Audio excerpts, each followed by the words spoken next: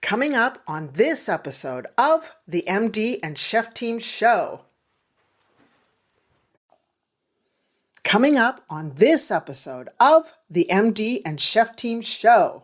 If you're somebody who's drinking a lot of caffeine, just understand that coffee and teas, caffeinated teas, coffee, caffeinated drinks, all those sugary energy drinks, that's not water. That's not hydration. No. I mean, you might see water in the ingredient list, but it's way at the bottom. It's not much there. I know. People are so cheeky. Yeah. But I drink tea. And I'm like, what kind of tea? And it's usually a black caffeinated tea. Yeah. I'm like, no, because that's just going to make you urinate because it's a diuretic.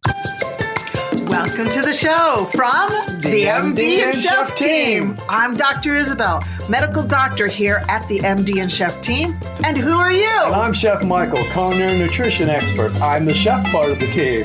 And what are we going to talk about, babe? Now, I can say that because he's my husband. Yes.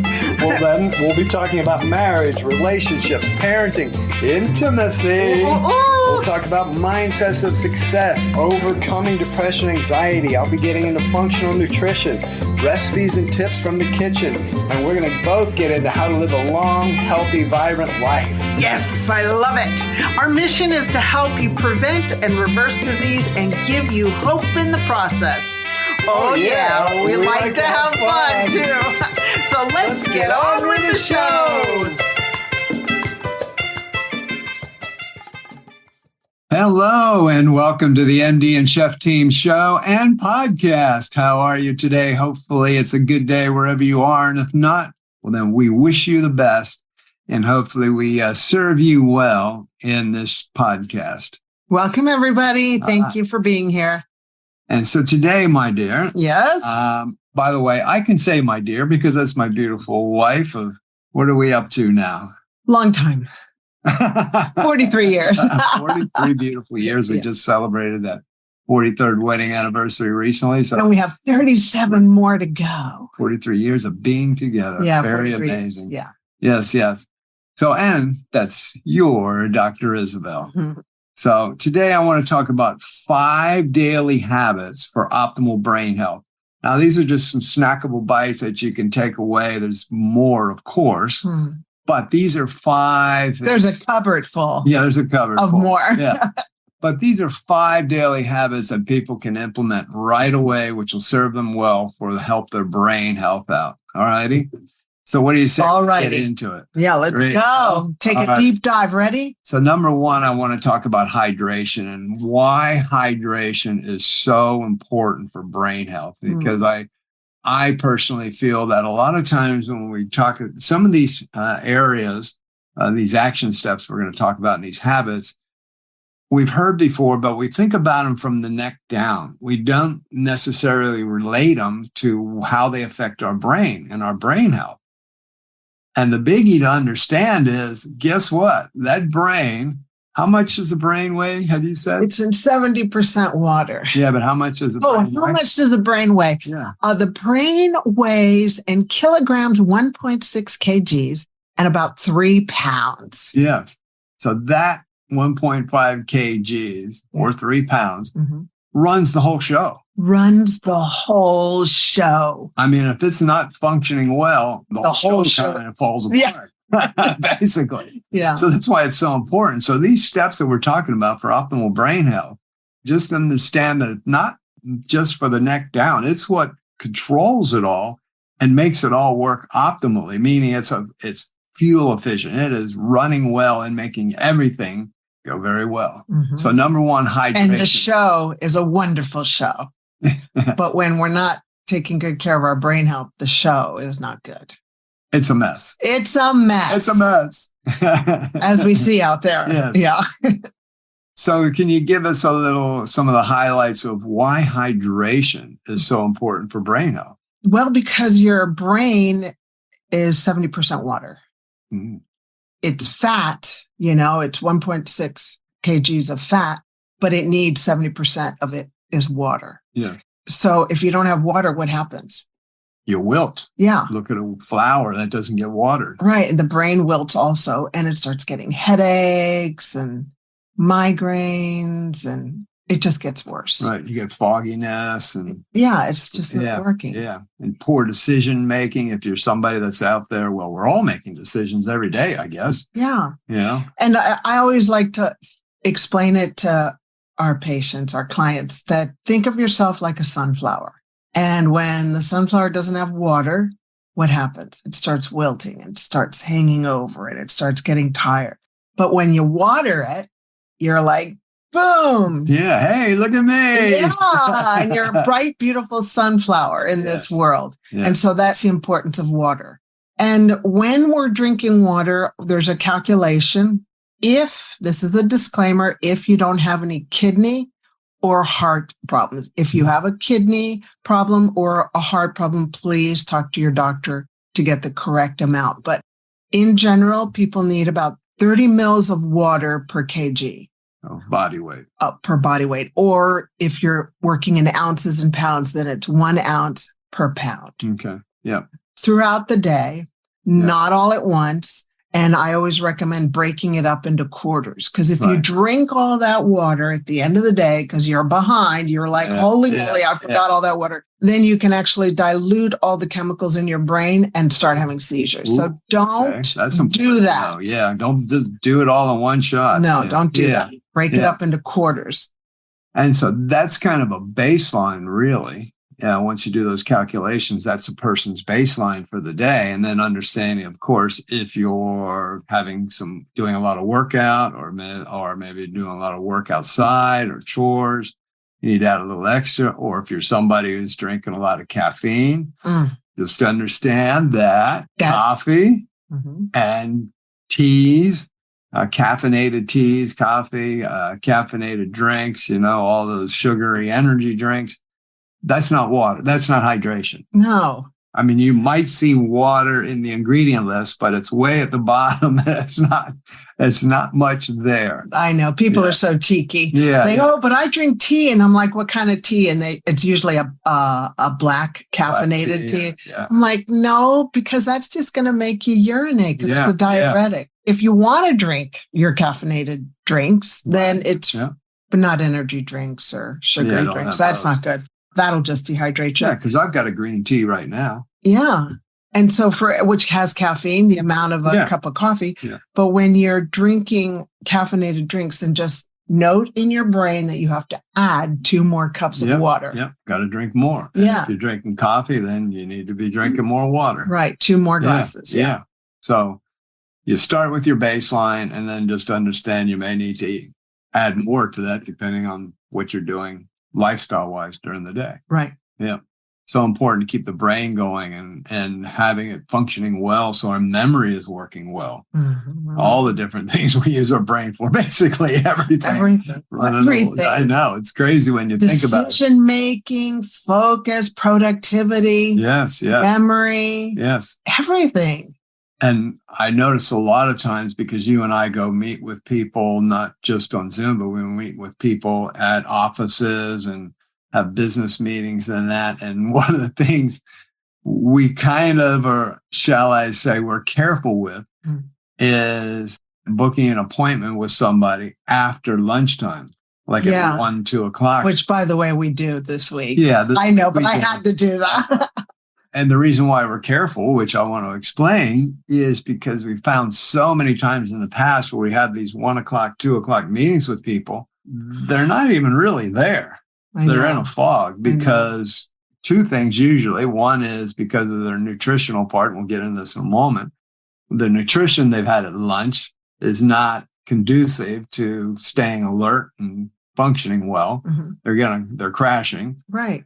And the other is they probably haven't hydrated well all day long. And they're also crashing because they've had so much caffeine and sugar during the day that they're just kind of going, boom. Yeah. And they're not hydrating properly. So the brain is just not functioning well. And then like, I don't know why I'm so tired. I don't know why I'm feeling so foggy and lethargic. And there's a couple reasons here. Right.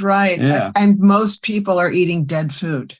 Mm-hmm. It's not live kapow kind of food, energetic food. The other day I was at a place and one of the nurses said, Isabel would never eat creamed rice. And I said, heck no, I would never put dead food in my body. Why would I do that? It's not going to give me any life. So. And was that out of a can? That was a can. That was a sachet or something. A can. They've got canned creamed rice. And I'm sure it's delicious, but there's no nutrition. It's delicious. It's very all the sugar. Yeah, it'll be delicious. The taste buds will go, ooh, yeah. And cinnamon and nutmeg in it. But she was correct. Yeah, she knows I don't eat dead food. Yes. Okay. Well, let's jump into this one then. So that was our daily habit for optimal health. Number one, hydration, proper hydration. Number two, let's jump into the nutritional side. Nutrition? Yeah. Okay. Because, we kind of touched on it there a little bit, and understanding that, again, it's not from the neck down, that nutrition, proper nutrition, can give us great brain health. Mm-hmm. Poor nutrition causes a lot of problems with the brain. Yes. And so let's talk about a little bit about proper nutrition for the brain. Right.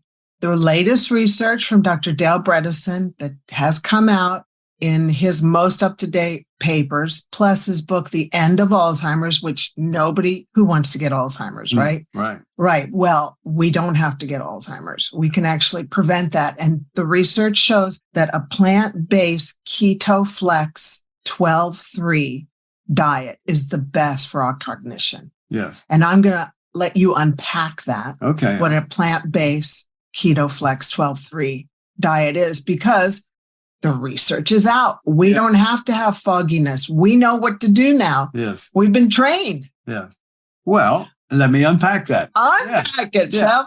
So a couple different words there is, one is, now when we talk about, when we say the word diet, I want to infuse the word lifestyle. I love the word infuse. Because that's actually what diet in the original Greek term meant, was lifestyle. But we kind of think as a diet as something we crash diet. We go on this for 30 days and lose weight so we can get in that dress or that suit or look good for the beach or look good to go to the wedding or something. But it's actually supposed to mean lifestyle. Right. So when we're talking about this is a lifestyle of nutritional eating that serves us well long-term for the rest of our life. Forever. Yeah. Very.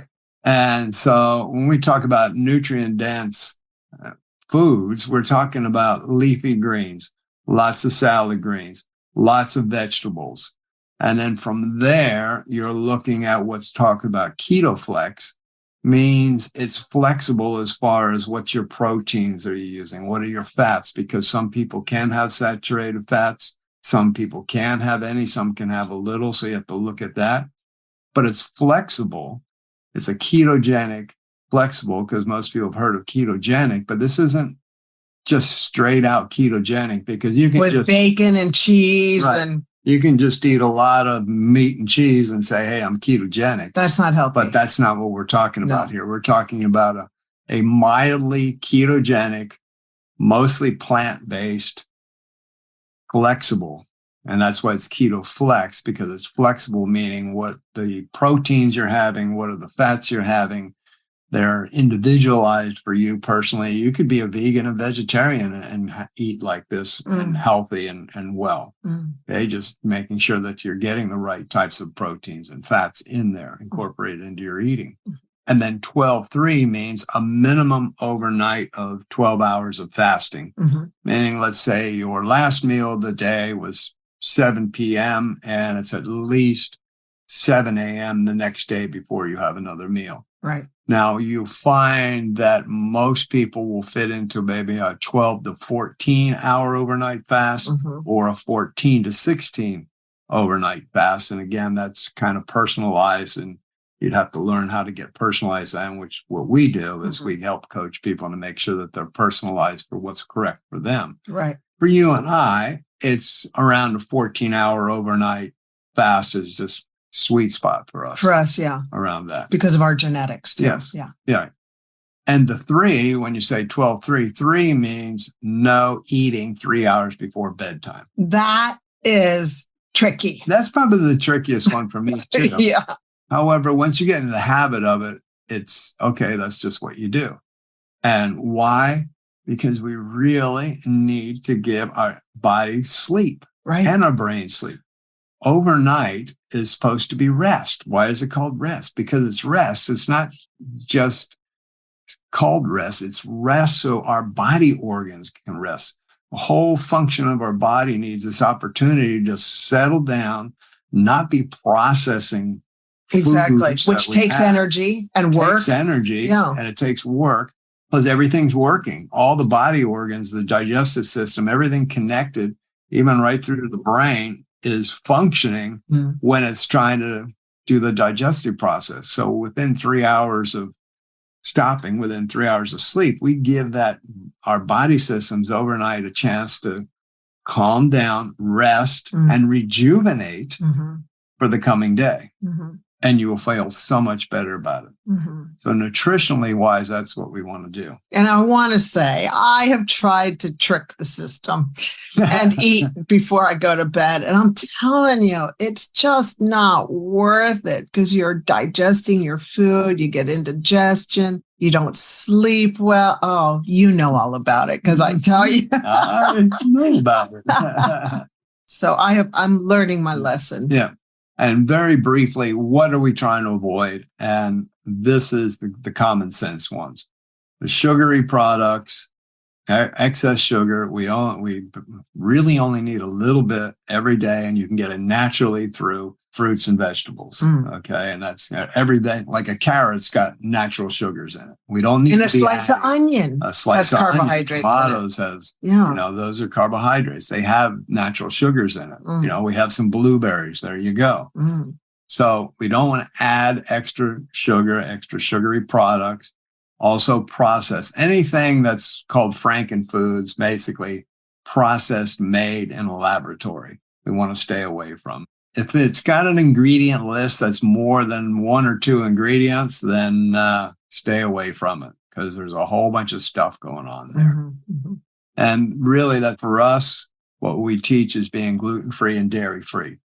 You want to look at that individually. How does that work for each person? Some people are ultra gluten sensitive on up the celiacs where it can be deadly. Some have gluten sensitivity, some have a little, some have a lot. We need to look at that. Same thing with dairy. It affects people in many different ways. And again, what happens is most people say, oh, I don't have a problem with it. And my first question is, have you gone 30 days without it? Have you ever gone 30 days without dairy and then reincorporate it, see how you feel? Did you feel better? Did you feel worse? Do you know? Have you ever gone 30 days without gluten? And did you feel great? Or did you not? Did you notice a difference? That's the only way you're ever going to know. Exactly. Yeah. If you've done that. Yeah. Otherwise, if you say, oh, no, I got no problem. Well, do you know or not? Maybe there's a smoldering fire of inflammation going on and you don't know. Yeah. Because the research has shown that dairy and gluten do cause inflammation. Yes. And memory problems. Right. So that's why you and I stay away from it because we don't need it.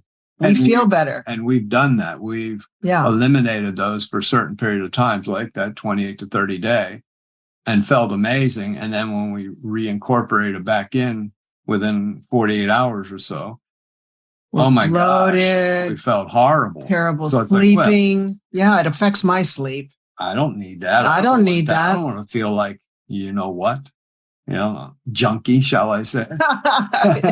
No, thank you. No. I like feeling good. Yeah, I like feeling sharp and energetic and young and vibrant and just like, let's go. Yeah. Until it's time to go to bed. And I like having my brain functioning well. Yeah. Oh, I do too. Good. I do too. How would you like to feel a sense of clarity, focus, and mental sharpness that enables you to tackle any challenge with ease? Can you envision experiencing a better memory and recall, allowing you to easily remember important details, names, and events? What could you accomplish if your mental energy is always high, allowing you to stay alert and productive throughout the day without feeling mentally fatigued or foggy?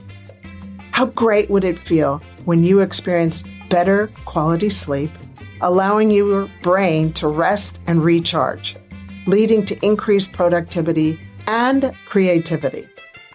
Imagine feeling a sense of calmness and control, allowing you to manage stress and anxiety with ease giving you the confidence to handle any situation. Be honest with yourself.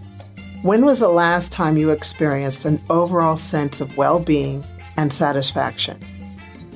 You see, your brain health positively impacts all areas of your life, from work to relationships and personal growth.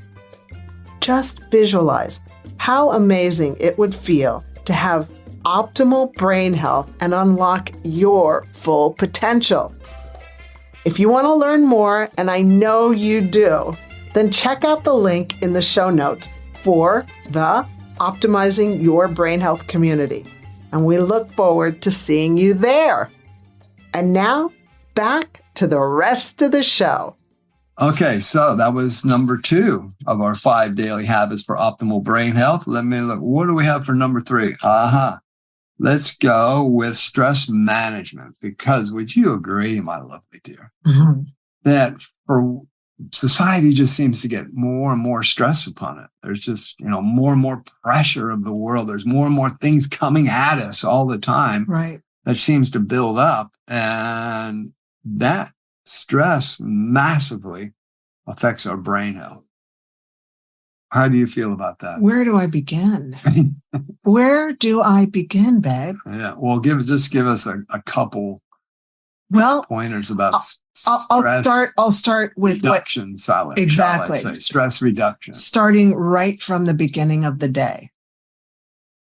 You and I hug each other for 20 seconds because we know that it releases this hormone called dopamine. Beautiful. Yeah. And we know that dopamine makes you happy. It makes you feel safe.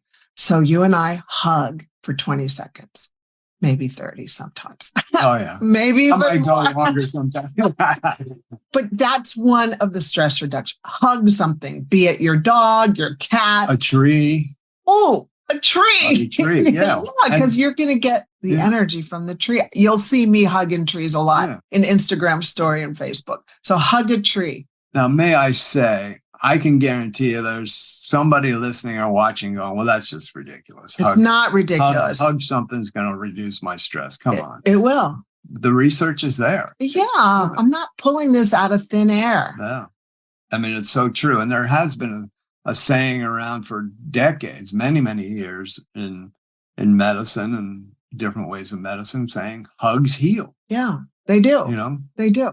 And I have so many doctors, conventional medical doctors, come to me and say, no way, that's not true. And I go, do you read? Do you read what's out there? Yes. Past your journal articles, are you reading all the other articles that are out there? Yes. Research-based. Right. That's my response for me to stay stress-free, because I can get riled up and feisty. Yeah. You guys, you need to do this, but that's up to them. That's for their decision. So that's a great stress reduction tool, is to don't fight. Don't fight. Hug with love. Yeah, but don't also, So hug for 20 seconds, but also don't fight people. Just give them the information, and then it's their burden to learn it. Yeah. It's not your burden. Right. That's what I've learned how to do. Yeah. All right. So you were talking about some stress reduction tools. Laughter. The morning. Laughter. Yes. Yes, sir. Yeah. So laugh. Yes, sir. Yes, sir. How did I get that? So laughter. Which we just did. Yeah. And I feel good. Yeah. Well, you are smiling. You can't laugh and not smile. That's for sure. No. Yeah, that's hard. So your body doesn't know the difference between a fake laugh or a real laugh. All your body registers in the brain is that your diaphragm's going, ha, ha, up and down, up and down, up and down, up and down. And the only time your body's going up and down, up and down, up and down is when you're laughing. Ha, ha, ha, ha. It's that sharp, sharp, sharp, sharp up and down of the diaphragm. And so that releases happy hormones. So there are times when you can be in the car, I'll be in the car, and I'll just go 10 seconds and laugh because I want to feel better. And that's a good stress reliever. Yeah. Stress reduction laugh. Yeah. And who cares if the other person in the other car sees you laughing? They don't know what you're laughing. They don't know if you're fake laughing or if you're real laughing. And one of the other things is I like people to go onto YouTube and Google laughing zebras. Or zebras. Or zebras, wherever you are in the world. Zebras, yeah. You will crack up watching the zebras. And that's such a great tip, though. It's very simple. I mean, imagine you're just having a really difficult day. I mean, things are just coming at you. You're stressed out. If you can, go on your phone, your computer, your laptop, wherever you are, and just go on the Google and Google laughing zebras or laughing hyenas or laughing animals. Or laughing babies. Or laughing babies or something like that. And let that just play for 30 seconds, 1 minute, 2 minutes. I challenge you to come out of that and still feel stressed. Yeah. Yes, you're still going to feel it. It hasn't gone away, but it's going to do something to you in your brain where you just kind of release a little bit and you almost go like, okay, yes, I can do this. All right. I feel better. Oh, that was fun. And then, you just get a chuckle and a laugh and you've just tricked your brain into saying, actually, I'm okay.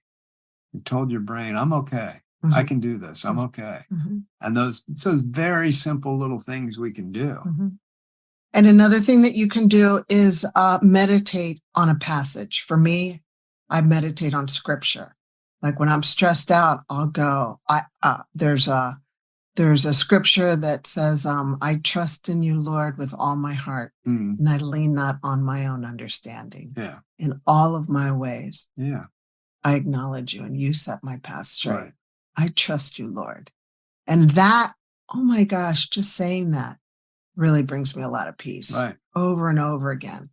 Yeah. And something like that, prayer, meditation. I mean, if that's not your thing, then another way is having some affirmations where at some point of the day, maybe it's just not going well, or you need to start the day this way, just like, I am confident, I am strong, I am powerful, I feel great, I will have an amazing day, all those types of things. And if you need to say them in the middle of the day just to get your brain kicked into the I ams, the and not in a conceited way, just that brings you back up again, lifts you ready up to deal with what's going on. Mm-hmm. So that's right. That's a good one. Whatever turns you on, however you do it, but you really need to have some tools to fall back on when you just start going down, or those types of tools in the morning to set yourself up for the day. Because I know for me, back in the day when I was working as an executive chef, I would do the traditional, wake up, take my 3-minute shower, shave, boom, put a cup of coffee in my hand and out the door in the car, commute in, go right into it. And within half hour, my head was just banging, from all the junk coming at me. I did not position myself for the day. I know. And for me, I would get in the car with my cup of coffee and smoke a cigarette. Yes, I was a smoking doctor. And then after the cigarette was gone, I'd have my bag of Skittles. Sugar. That was my breakfast, coffee, cigarette, and Skittles. And away we go. The early days after all that training, now I'm in the pressure of being in the cold face of dealing with patients and all day long. And yeah, because so that wasn't really corrected. And because for you, even after 12 years of medical training, that wasn't taught. Oh, okay, now that I'm out there, what's my stress reduction techniques? How do I set myself up? No, you didn't have that class. Wasn't there on that? No, it was like do whatever it takes. Yeah, right. You were, and I did, but that wasn't serving you so well. No, I wasn't. But we've course corrected. Yeah, and we've learned to do that. Through the new medicine. Yeah. Yes. Through the new medicine. All right. So on our 5 daily habits for optimal brain health, let's go into exercise next. No, people don't want to talk about exercise. I know. Nobody likes to exercise. Well, I shouldn't say that. People don't prefer to exercise. Yeah. Well, we don't. No, I don't want to. I mean, we exercise somehow every day, even if it's only walking. We do that every day, some kind of exercise every day, but I don't wake up saying I can hardly wait to get to a workout for wish I was like 40 minutes and hit it hard. No, but I know it's a priority and what I need to do. And the reason being, again, this is from this neck down as opposed to the whole body, understanding that, well, what's exercise got to do with brain health? Well, we now know. That's a great question. Right. Because we now know, again, all the research is out there. It's there. You can look it up. But we now know that strong bones, strong muscles, strong leg muscles, thighs in particular, the quads, yeah. Strong quads and the leg muscles correlate directly to strong brain health. Right. So strengthen the body, strengthen the legs, strengthen your muscles gives us strong brain health. There's a direct correlation. Strong thighs, strong brain. Right. And wide waist, small brain. I didn't do the research. That's just what came out. It's there. Hence the reason why Michael and I do 100 squats 5 days a week. Yeah. Because we know that strong thighs gives you strong brain health. Yeah. Improves your cognition. Do I like to do 100 squats a day, Monday through Friday? I promise you, I do not. But I like the result. Exactly. Yeah. Yeah. I like to be able to get up, sitting cross-legged on the floor without using my hands because my thighs are strong enough for me to lift myself up. Yeah. And physically also, there's a couple of the things. Now, of course, we understand, most of society understands when we do exercise. And when we're talking exercise, I'm talking everything from gardening to walking to what's, aerobic training where and maybe you're somebody who likes to jog or you walk fast or you do HIIT training or all these different types of training on up to also resistance training where you're using weights, you're working on your muscle strength and keeping your muscle tone. And when you do that, we understand that below the neck, then we also look better and feel better. You sure do look better, Thank you. The stronger you get. Yeah. So we're more trim and more lean. That serves us well around our body. The other thing long-term is too, you to understand, we probably all heard about mature age, elderly people who fall, have a problem. They lose their stability. They lose their balance. Yeah. They lose their stability. They fall, they trip, they have accidents and break things. And then it kind of goes downhill from there because then they kind of stop moving or they can't anymore. And that's because they really most likely have not been working on their leg strength. And they haven't been working. And that again goes to the brain to help keep us stable and keeps our balance in check.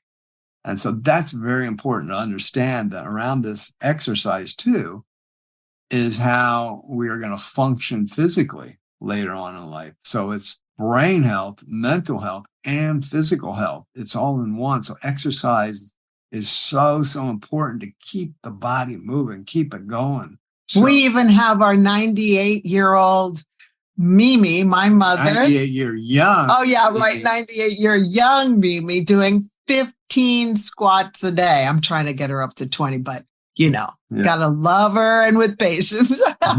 But she's doing 15 squats a day and she's also lifting dumbbells, 2-pound dumbbells, so she's proud of that. Yeah. Just to keep her independent. Keep her independent, keep her able to be mobile. Yeah. So you're not just kind of walking and just falling over and crashing. Heavens, no. Yeah. And that's out there a lot. Oh, it's terrible. It's out there a lot. Yeah. Where people just struggle. Mm-hmm. So exercise so rocks. Important for everything. Brain health, physical health, mental health, all of it. And it's so much fun.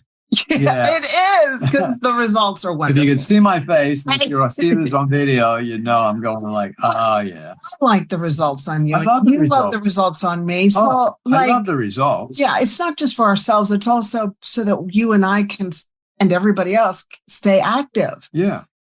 Instead of inactive. Well, we have children. I mean, if you're a parent, a grandparent out there, or if you have others that you love, the ones that you want to be with long term, then you need to exercise and keep yourself looking and feeling young so you can do things. Yeah, you can if you want to. I mean, who wants to be, let's say 60, 65, 70, 75, and you can't do anything anymore because you haven't bothered doing the work. No way. You want to keep going. That's not the life I envision. No, there's no quality. No. And we're all about quality of life. Mm-hmm.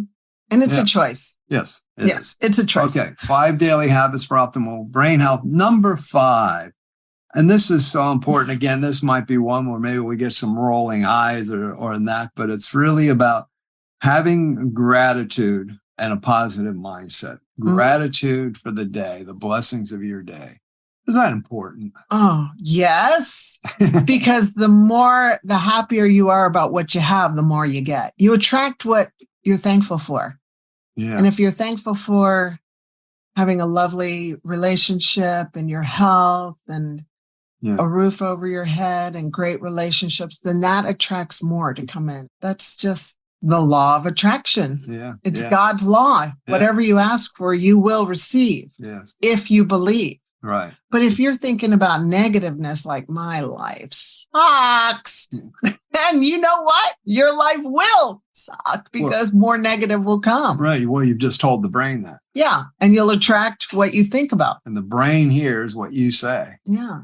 And if that's what you're saying, and even the simple gratitudes of just saying, hey, thank you for the hot water. I mean, if you are in a country and living somewhere where you've got running hot water, you've got water to drink, you've got a flush toilet, if you got any of those or some kind of a shelter where you live, then say thank you. Because there's a lot of people in the world that don't have those things, or at least missing at least 1 or 2 or 3 of those things. We kind of forget that in society, and we're just going about our day. And what I find is when I say thank you for the hot water, I feel better. It actually uplifts me because I know I've been given a blessing. I know I'm putting out gratitude. That it makes me feel good about it. It actually uplifts me when I say thank you, that I can go for a walk. Well, it brings you awareness of the goodness in your life when you're saying it and thinking about it. Yeah, and it feeds into a positive mindset. It feeds into your brain health. Like my life is great. Yeah. Yeah. And so that's why it's so important for brain health, because, your brain needs to be feeling good about your life because it's going to control what's going on in the rest of you.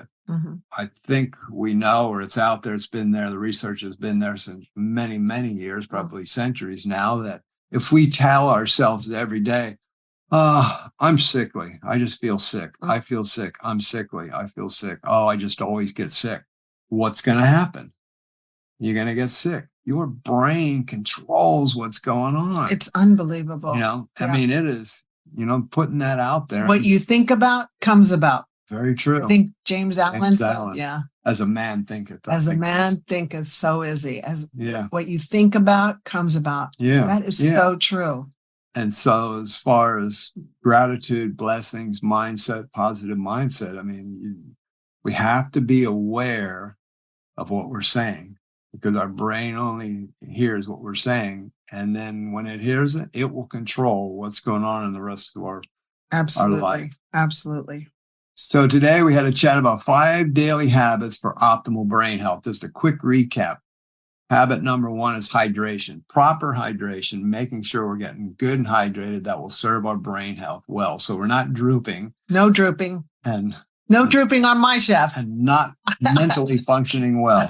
Number 2, we tapped into nutrition, proper nutrition, having a good plant-based diet, eating lifestyle. That's KetoFLex 12-3, mildly ketogenic, and it's flexible. We have a good overnight fasting and no eating 3 hours before bedtime as often as we can. Sometimes it doesn't work that way. You might be, whatever night you're out with friends and family. Okay. I'm saying we do our best to follow that as much as we can. Yeah. But stick with the live food, not try. But look, sometimes it's just going to be a margarita and nachos kind of night. Okay. I mean, come on. Yeah. It's an 80-20 rule is what you and I practice. 80% of the time we're like bang on. I'd say more 90-10. Okay. Well, yes. But I agree. You're kind. Yeah. But it's just that it can't be the norm. Right. Yeah.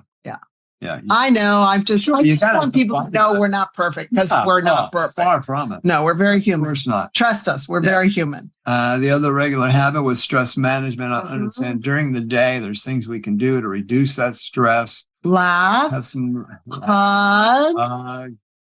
Whether it's prayer, meditation, affirmations, whatever you need to get the brain functioning well for the day, set yourself up well for the day. And even during the day, have some mindset practices that can reduce that stress if you're really feeling it kind of closing in on you. Yeah. And have those set up for yourself. Mm-hmm. Another one I wanted to add, for something to think about for your mind is to reduce the stresses. I am safe and I am loved. I am safe and I am loved. That just, that calms me down sometimes. Somebody might need that one. Yeah. Daily habit number 4 is the fun one. Oh, exercise. Just to understand, you got to keep the body moving. It's not just about our physical health, but it's our brain health. Our brain also, with that exercise, we're creating a better blood flow, better oxygen flow for the brain. And guess what? The brain needs it. So let's go. Let's go. Whether you like it or not. It's just the way it is. So that means Monday morning, 100 squats. I'm watching. Well, they might need to work up to that. So okay. Start where you can. Yeah, and then each week add a couple more. That's right. That's right. Love and patience. Love and patience. And then number 5, we talked about just having a blessing, gratitude, and a positive mindset. It will serve you well because your brain will be telling all the areas of your body, hey, we're all good. We're functioning well. We're glad to be here. We're blessed.